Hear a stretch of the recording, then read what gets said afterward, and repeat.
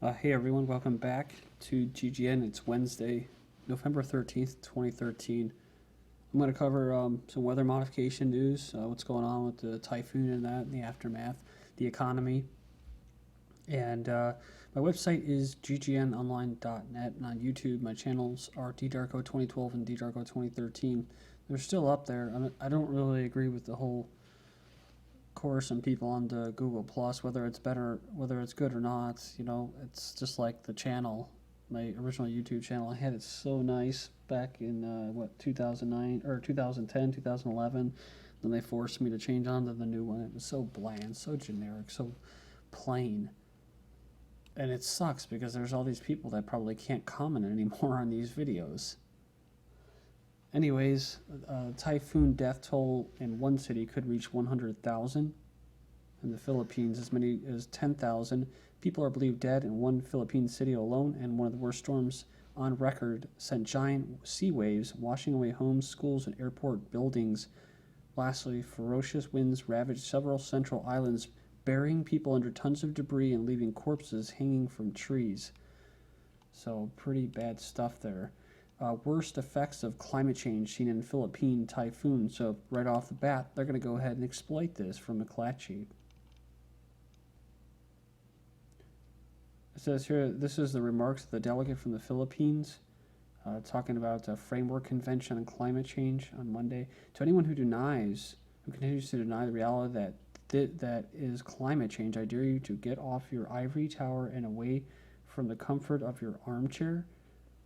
So I dare you to go on the islands of the Pacific, the islands of the Caribbean, and the islands of the Indian Ocean as the rising sea levels in the mountainous regions of the Himalayas and Andes see communities confronting glacial floods. The Arctic, where communities grapple with fast dwindling polar ice caps. So this is just nonsense. This stuff happens. These storms do occur. The Arctic, the North Pole, whatever, has seen shrinking, but also the Antarctic, the South Pole, has seen massive record amounts of ice sheets growing. So, yeah, here in the Midwest, we've been hit with a cold Arctic snap last, 3-4 days. But this website, theweatherspace.com, I was going to go into some HARP and chemtrail forecast and status updates, but apparently everything's down. It says the WeatherSpace Network Facebook accounts have been disabled. It says the personal account from all admin accounts have been disabled by Facebook. This is an emergency situation, as you can log in and try to find our pages. They are gone. I've lost all my friends and my business pages in the process. So then you have Rice Stampede kills typhoon survivors. There's an estimated 10,000 dead. Relief operations stepped up in the Philippines, but the situation remains desperate for large numbers of people ravaged by the typhoon. In the worst parts, 8 people were killed in a stampede as thousands of survivors stormed a government rice warehouse. Security forces could only watch as the survivors made off with 100,000 sacks of rice from government-owned warehouses. So the thing is, the guys too, got other guy Filipino, whatever is going on there, talking about people should feel bad about climate change. Somehow giving up your money or whatever is going to help them from stop spraying and pulsing the ionosphere and modifying the weather to create typhoons like that. And maybe give some freedom to the people so they don't have to go and attack a government-owned warehouse. Well, that's the people's warehouse. It's the people's rice, I would imagine, right? So it's theirs. But see, they're not used to, this is the thing, they're not used to making decisions. They're not used to forming as a collective, as a tribe, like they used to for a long time. I'm sure the Filipinos did that prior to, quote, democracy and government. And they were able to divvy up food and allocate it efficiently, peacefully, right? Without having to attack it like a bunch of Somalis, right? But it's been a while since they've had to make decision making, have a real, quote, democracy. They're used to a dictatorship, whether they call it a republic government or democracy or whatever. Volcano in Indonesia displaces 5,000. It says here 5,265 people have been evacuated from 7 villages, says the local government, after volcanic eruptions displaced these people in western Indonesia. Mount Sinabung on the north of Sumatra Island has been throwing out red-hot ash and floods of molten lava as high as 4 miles since early November. To New York City, talking about food. Food bank head says 40% of veterans need food assistance on Veterans Day, where people are waving their flags. Says, I need every New Yorker to know 40% of New York City veterans are relying on soup kitchens and pantries. It amounts to 95,000 people. That's not a guesstimate, that's a fact, they said. 1 in 3 UK households couldn't last a week if they suddenly lost their income, says research from HSBC. 8.8 million households have less than £250 in savings set aside as a financial safety net. We've covered stuff like that before. Kellogg's apologizes for promise to feed hungry kids in exchange for retweets. Kellogg's apologized for a social media post that implied it would feed hungry children only if others helped to promote their marketing campaign. Saw this article here from Zero Hedge. It was posted on blacklistednews.com. Usually consider conservative websites.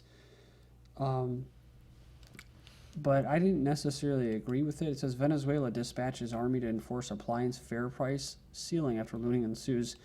And Americans, just in general, and Europeans and quote free market capitalists tend to latch onto anything that happens, like the toilet paper shortage.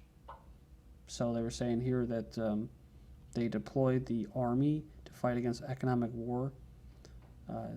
Basically to force the company to charge fair prices. It was basically like a Best Buy type store.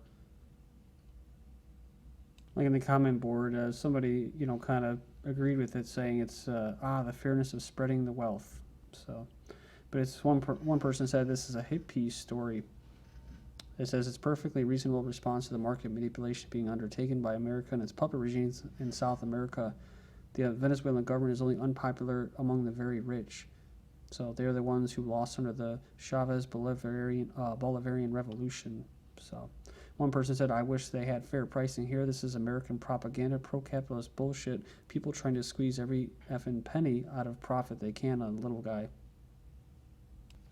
Then you have Meet the American Nomads of Walmart's plentiful parking lots. This was a story that was posted on Wired, I think at least a week ago. But if you ever try to sleep in your car on a long trip without planning ahead, you may have run into the law at some point. Of course, they don't like transients. You have to be on the grid, you have to be in the system, you have to be documented, you have to be employed. It says each U.S. city has a different policy and tolerance for cars sleeping, and it's hard to find a legitimate spot if you don't know where exactly you'll be stopping.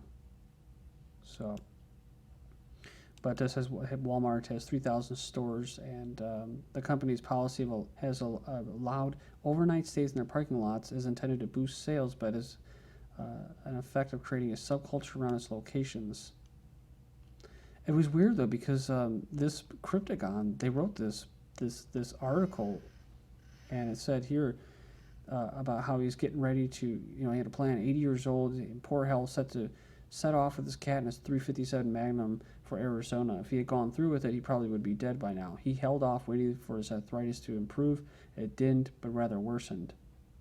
But it basically goes on. Says that he ended up moving in with his sister, saying that it was driving her nuts.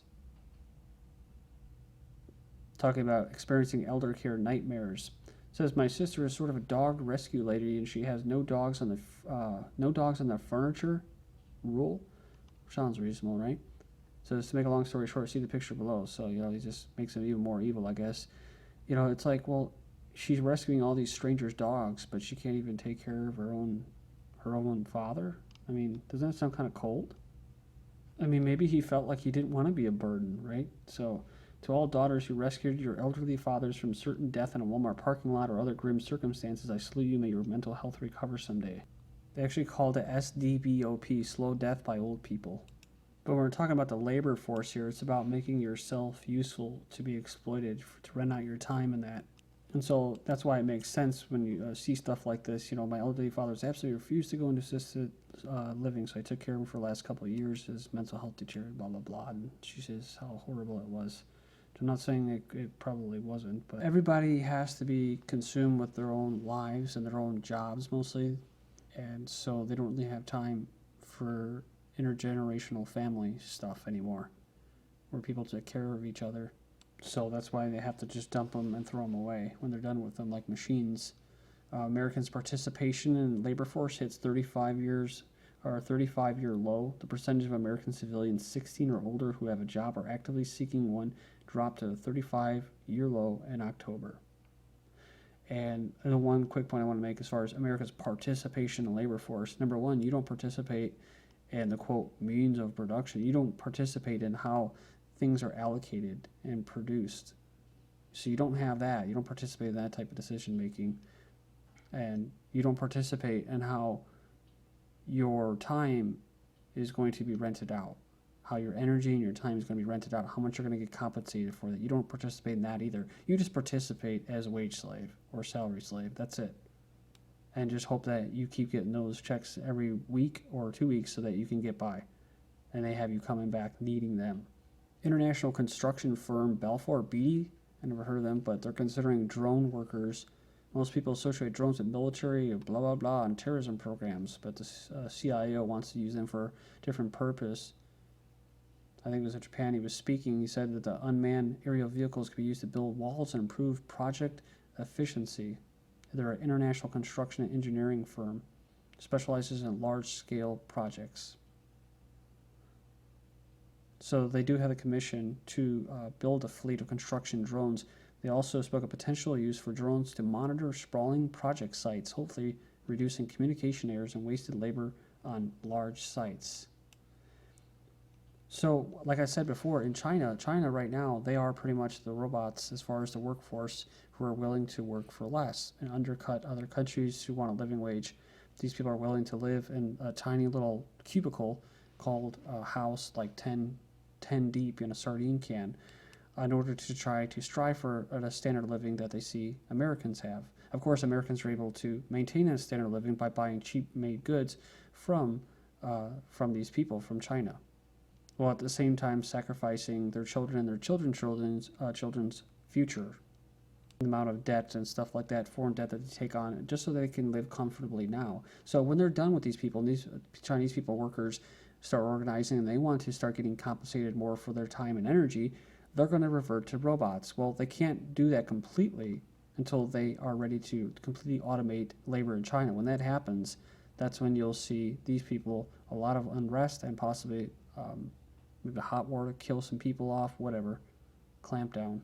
But unless Americans, or they go somewhere else to find other people, other countries' labor force willing to work for less, I would imagine that they're going to have to go because they're going to be no longer needed, as all labor and everything will be going to automation. So speaking of a new Chinese agency managing social unrest, they're expecting something, because I was talking about terrorist attacks recently in China. Russian lawmaker seeks to ban U.S. dollar and predicts a 2017 collapse. Russia is also predicting another ice age, too, coming up here starting in 2014. But China opens largest private gold vault with capacity for $82 billion worth of precious metal. This is after buying J.P. Morgan's landmark former downtown Manhattan headquarters. Vladimir Putin of Russia is in South Korea to push a new Silk Road via North Korea.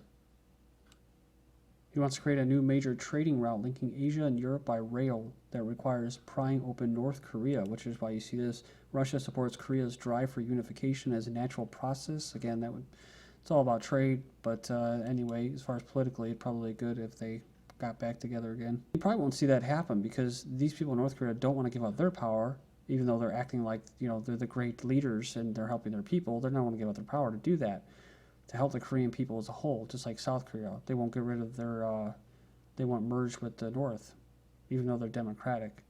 Right before Kim Jong-il died, he recommended to his son to start trading more with Russia. Russia signed a deal with North Korea to write off 90% of its North Korea's $11 billion debt to Moscow back in September of 2012.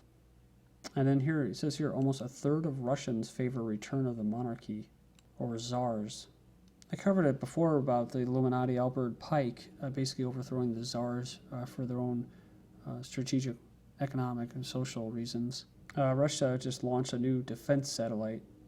From yesterday, the American-made Stuxnet virus has infected the International Space Station, basically created by Israel, and that rogue U.S.-Israeli cyber war weapon, I guess that's Stuxnet, infected Russian nuclear plant. And we know that the TPP, or Trans-Pacific Partnership Agreement, has wide-ranging effects on medicines, publishers, internet services, civil liberties, and biological patents. But it will basically be putting the corporation above the nation. It's been dubbed the economic NATO, create the world's largest so-called free trade areas for exploitation. Thank you.